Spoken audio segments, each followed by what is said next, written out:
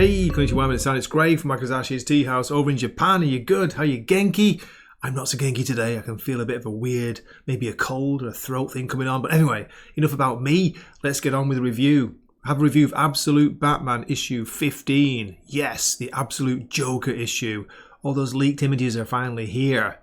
This is written by Scott Snyder. It has interior art by Jock. The colours are by Frank Martin, letters Clayton Cowles. And wow, the main cover here is by Nick Dragotta. Crazy image of Joker, that's Absolute Joker, that's been all over the internet for a bit now. And oh my god, look at this variant. This is a cover C by Ben Oliver. It's insane. I absolutely love it. Just crazy. Yeah, really cool. If I had to choose one cover, I would go for that one. Okay, this is an essential issue. You've got to read this. It gives you the origin of the Absolute Universe's version of the Joker. We get his backstory, his past, the story of his family through time. We get some crazy horror scenes in here. It's really good seeing Jock and Snyder back together, doing some crazy horror storytelling like they were with the Witches. Have you ever read that? And yeah, as I say, I'm going to spoil it with my, with my look inside the book. I'm going to show you most of the issue, talk about it, but no spoilers here. If you want to just get my score, you can skip to the end. But I will say there's a really cool and clever like switch, a flip at the end, which just like, no way, okay, I see what you're doing here. Really interesting. So yeah, big recommend. It's an essential issue. Got to pick it up. I'm sure it's going to be a massive seller. So I'm going to get on with my look inside the book. So as I say, there will be spoilers, so just to warn you. But hey, come on, let's get into it together. Let's find out about the Absolute Joker. On the opening page, we get an advertisement for Absolute Martian Manhunter issue 7. That's going back on sale in December. It's returning. Are you ready for it? I'm not sure, but I'm ready for the art by Javier Rodriguez. Anyway, let's get on to this issue. We open with, it looks like Bruce Wayne taking a plane somewhere. He's landing on some island. There's narration, and in the grey boxes, well, there are two greys. The light grey, it's Alfred narrating. He's talking about, I need to tell you about him. Turns out Alfred's been chasing this man, as he says, for 3 years. He's not even sure what's real and what's made up anymore. All he knows is he likes islands. He owns hundreds of them across the world. Wild places, but he spends billions on them. He travels to them once or twice a year, always alone. And Bruce is asking, why? No one knows, says Alfred. The theory is he likes to hunt. Okay. Forget what's true, Pennyworth. That's right, this Bruce always calls him Pennyworth. Tell me what you believe. This is followed by a rather cool double-page spread here. It's the credits page, but it looks awesome. The Joker is spelled out in cards. We see bits and pieces of documents, photos, materials here. Then we get the first of 3 double-page spreads, which will give us the backstory, the origin of the Absolute Joker.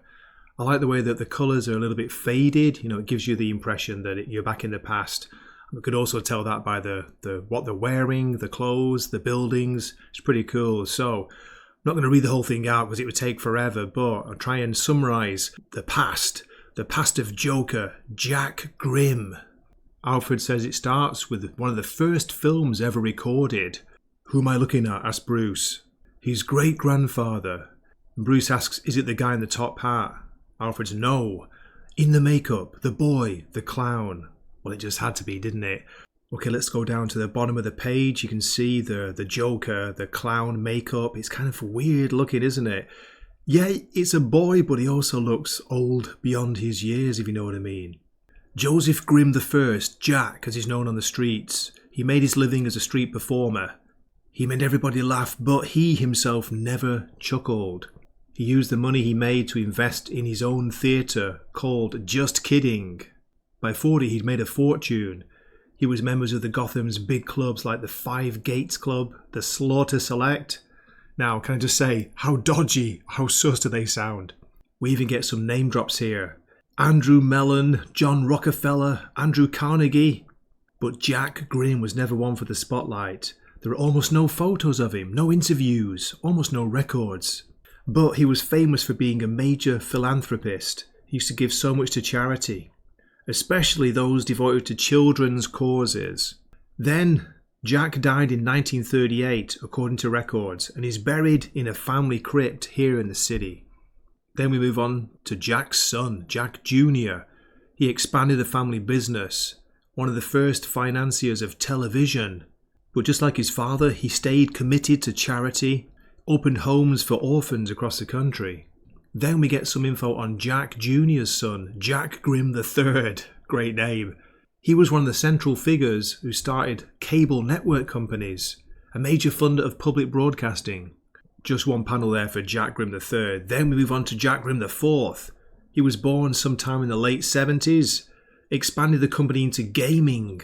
I like the little throwback NES there. In Japanese it's called the Famicom, family computer. The first Nintendo entertainment system was called the Famicom. Then we finally get to our Jack, who's Jack Grimm V, by far the most successful yet. He was one of the first investors in online gaming platforms, the hardware, software, a primary backer in graphics processing units. Alfred continues, saying that as he approaches trillionaire status, what even is that number? Insane, right? Jack V has widened JK's charitable initiatives, as he says here. International literacy programs, peace organisations, medicine, aid drops. To those who know him, lauded and loved. And then we get Bruce asking what we're all asking. So where is it? Where's the smoking gun? What is so scary about this guy, who sounds incredible? This family sound amazing. They've done so much for Gotham City. Turn the page and we're back in the jungle of that island. And we can tell now, no, this is not Bruce Wayne. Although it looks like Bruce Wayne from the real, the DC universe, the normal universe. This is not Bruce Wayne. Look at this guy hunting. Look closely at his eyes. They seem to be changing colour. Again, we get narration from Alfred. Yes, Jack Grimm sounds like an incredible person, but there's nothing scary about him on paper. Okay, he's a bit eccentric, he likes to go and hunt game alone on remote islands. But all billionaires are eccentric, right? Alfred calls him the classic American success story. And then look at his eyes here, they've gone red. You can see close up on his face, there are scars. Bruce asks Pennyworth, what do you believe? Okay, kid, for that, we need to go back to the start. We're back in the past. We get some more info on the original Jack Grimm. Here we go. This is Alfred saying this. Jack Grimm often performed outside a dentist's office. At that time, nitrous oxide was just introduced into the world of dentistry, laughing gas. It makes people suggestible. So they'd give young Jack their money. The act was a trick. It was a sleight of hand. And then we hear about Jack Sr., who used to fund his rivals in the film business against each other. They were playing each side against the other. That's what Alfred's research has found about the Grimm family. They've always played both sides. And again, this is just Alfred's supposition, his idea. He says, they might be the most powerful crime family in history, playing everyone against each other, profiting off the chaos, loyal to no country, no principle, nothing but power. Turn the page and we're back on the island. We see the hunter coming close. He's looking for somebody. He's calling out. Is anybody there? There's an old man on the beach there. Hello? Oh, thank God. I've been trapped on this island for years. I don't know how I got here. My name is... Then he realizes, you. But how? I want to zoom into the close-up of the face here. Look closely. Look at him. Almost like scars appear to be appearing on his lips, around his mouth. Big wrinkles, cracks behind the eyes. The eye looks red. All he says is, run. No, it can't be you. And again we got Bruce in the narration box asking, Pennyworth, what do you believe? Yes, we have to go back to the alley one more time, back to the clown. Alfred's investigations have found out that some of the people, most of the people in the film, that early film, they died soon after it was shot. A kind of strychnine poisoning, twisted in pain, grinning. Does this sound familiar? Does this sound like early Joker gas to you? Toxins that can be absorbed through the skin, like maybe shaking the hand of a small boy, a gloved hand. This is interspersed with the old man on the island and what I thought was Bruce, which is clearly not, taking off his shirt. And again, look at this horrible looking panel where you see the side of his mouth, it is starting to crack. It looks terrifying. Here I come. There are more stories of people in the past who encountered the Grimm family over the years. What happened to them? They disappeared mysteriously, came to strange and unusual ends. What are you saying, Pennyworth? Asked Bruce. I'm saying there's a darker project, Bruce. I have records of grim investments in some of the deadliest inventions of the last 100 years. All the while we see what is clearly now modern day Joker. Jack Grimm, is it? Whatever he is, the fifth? Or is it? Hunting the old man, he shoots him through the Achilles. Oh my God. Keep going, Alfred. What do you believe? Alfred doesn't want to tell him. He's like, I feel like it's going to sound like I'm mad, but I believe he uses the children, Bruce. Okay, I got to say the narration gets a little bit clunky here. He's drawing it out, Scott Snyder. But basically, he's just saying, he's getting Bruce to say, tell me, damn it, what you believe. And Alfred is slowly building up to it. He says, Grimm has found some way, I don't know how, some kind of weird research on cells, some terrible elixir. He's found some way to cheat death. Possibly, maybe. Then again, let me zoom in on the page here to see, to glory in Jock's crazy horror art. Look at this, look at the transformation. Joker turning into God knows what. Here's the big reveal. Alfred saying, I believe there is no Grimm family, alright? I believe there's no Jack 1st, 2nd, 3rd, 4th, 5th. There's only ever been one Jack Grimm, it's him. I look at him and Bruce, he's something terrible, some kind of nightmare. Not a man who never laughs at anything but a beast that's always laughing at us. And we see the bottom panel of the old man stuck on the island screaming in terror at what's coming at him. Here it is, here's the page, the double page spread that was leaked on certain sites, shall we say, on the internet. He's the Joker. What do you think of this crazy demon horror-esque Joker? Screaming madness, endless rows of teeth in his mouth, a long tongue. It's just, I don't know, I kind of love it, but I also think it's ridiculous. It's almost too much. The absolute Batman is being pushed, isn't it? Beyond what? Well, I don't know. How far can you go? How far can Scott Snyder push it? That's the question. But hey, with Jock's art, I'm here for it. Let's zoom in again and just look at the detail on that crazy face. My God. Brilliant and great colouring as well. I've heard enough, says Batman. Bruce. No, I need to check on Wayland. Alfred tells him to be careful out there. And I'm thinking, Hill Street Blues reference? Nice. Then we get this brilliant image of Batman swinging through the city. Look at him. My God, look at the size of his foot and his fist. I'll read you the narration from Alfred. It says, The other night I found him watching a story about a woman in Gateway City who claims to be magic, some kind of god warrior from hell.